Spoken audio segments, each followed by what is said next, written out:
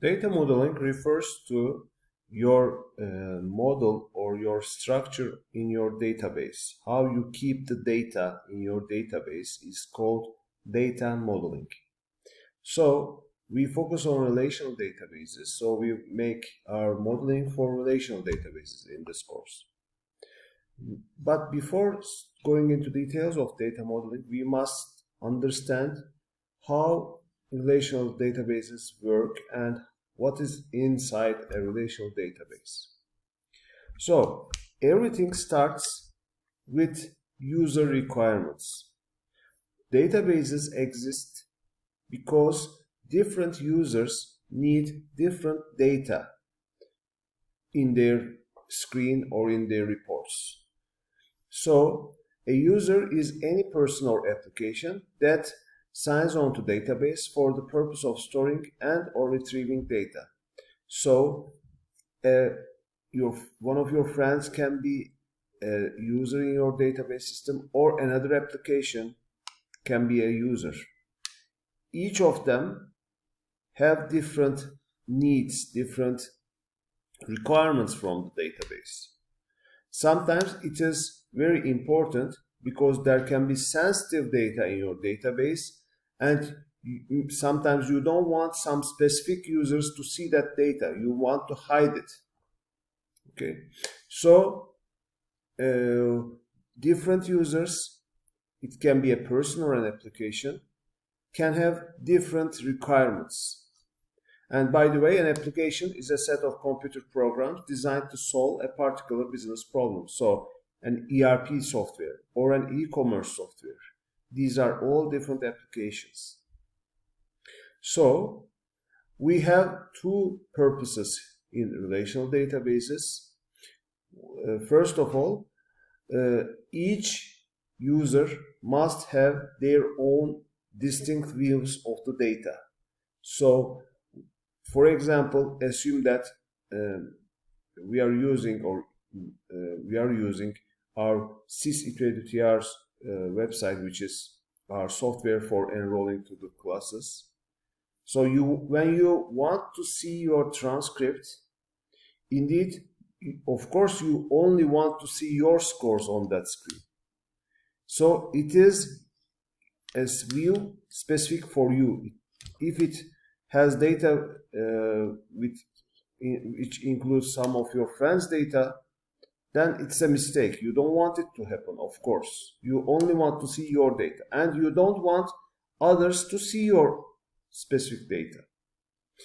So you are a user and you want to see your data only.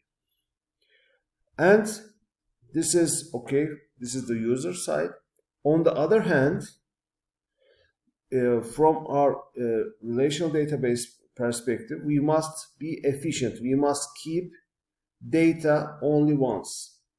So in the background, we must have tables and store single data only once. For example, your name must take place only in one row in one table.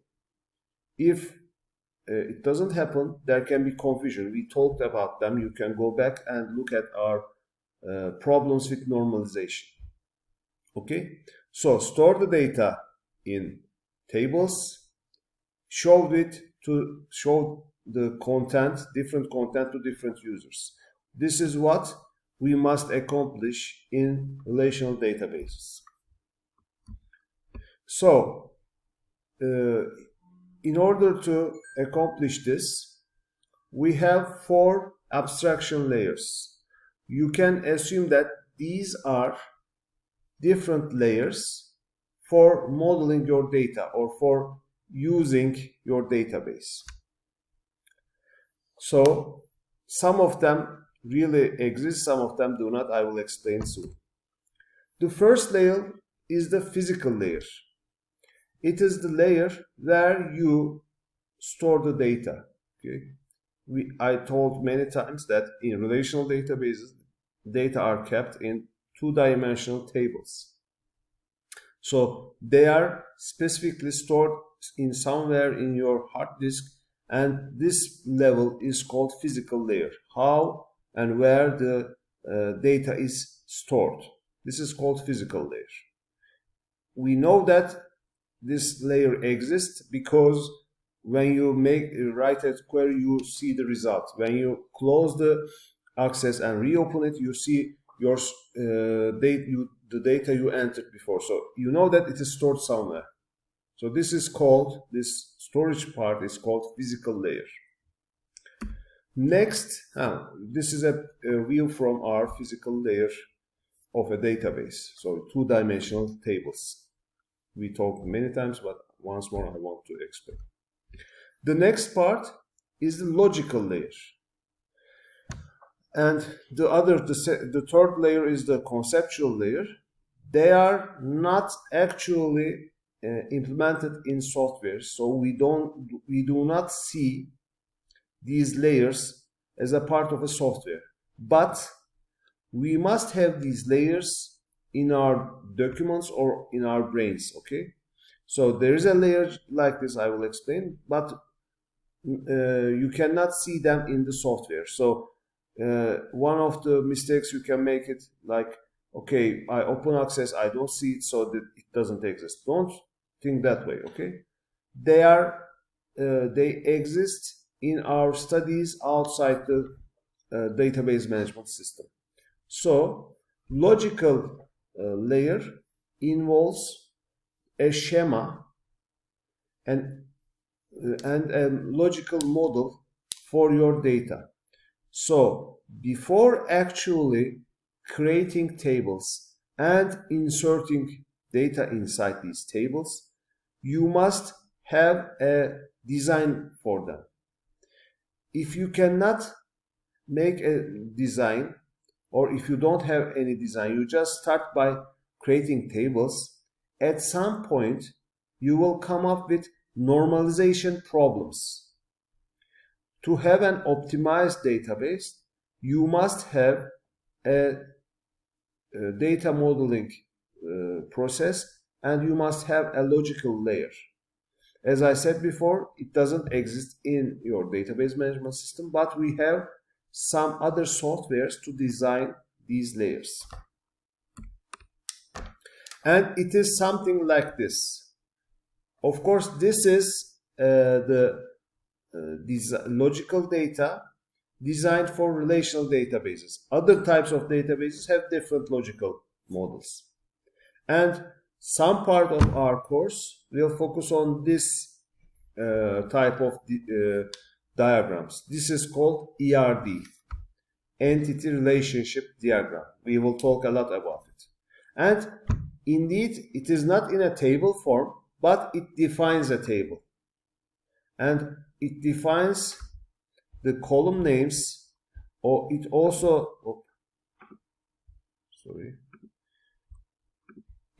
these are indeed column names in tables, and it also describes the relationship between two tables. Please remember the example we made about students and enrollments. As I mentioned, when you write an SQL, tables can be joined, can be integrated to give an view of an abstract view. This can be managed by the relationship between tables. So this diagram gives information about how the tables are related. In the following hours or following courses, we will use these relations to build joins or to make joins between tables. So this diagram holds data about your entities, for example here, customer, your column names here, and the relationships between tables. So this is called logical data model.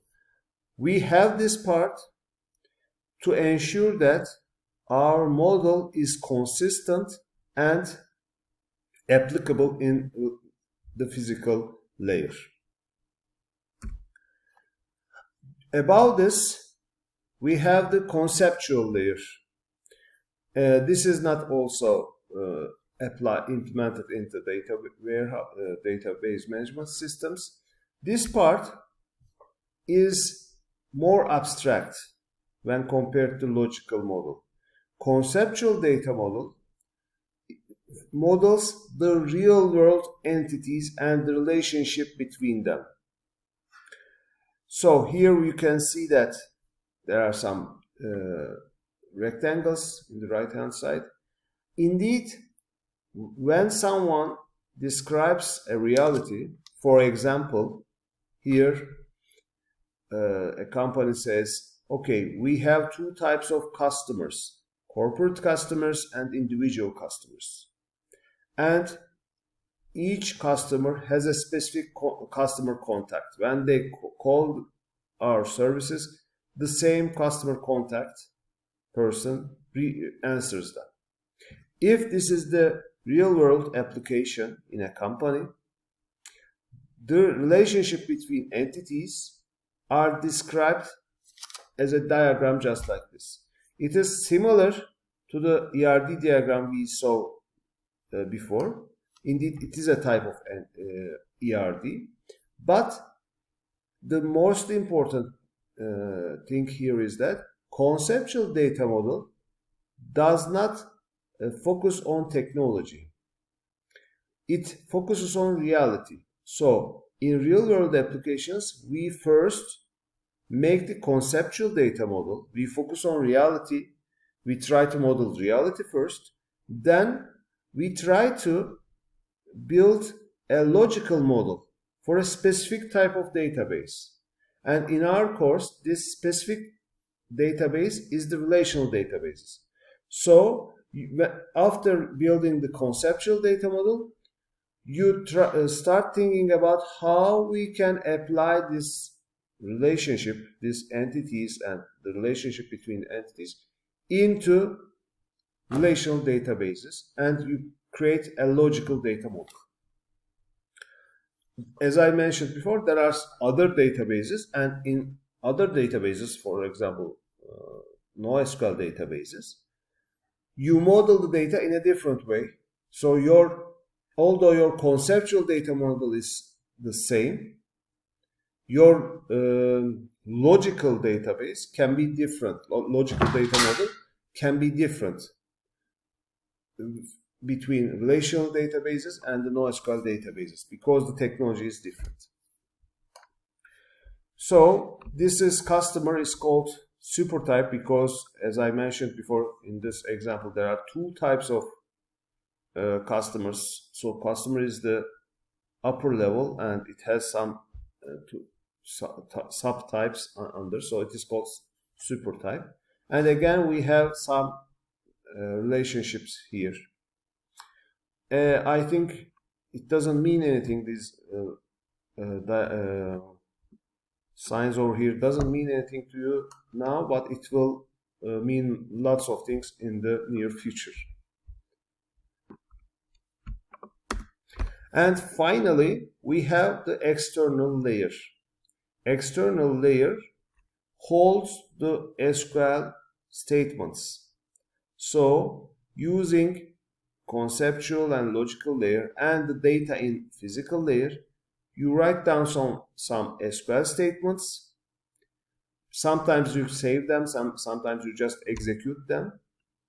And using this SQL statements, you can create different views for different users. As I mentioned before, your transcript view in our ETUS system is a specific view for you. Okay, so if the SQL statement, let's call them query, if the SQL queries will be used again and again, for example, your transcript SQL will be used many times. Anytime you click on that part in the system, you see it. So the query is executed. Then it means that it is saved. Just like the examples we made in Access. We double click on the query and the result pop-ups. Sometimes for some specific problems, You write an SQL statement, but you know that you will not use it again, so you don't save it. You just take a look at it and leave it. You don't want to save it. This is called ad hoc query. So when I say ad hoc query, it means that for a specific problem, you write down an SQL statement and get the result. After getting the result, you don't save the query, you just delete it. We have two types of queries. Query, when I say query, it is the one that is saved in the database. The other one, you create, use, and then delete it.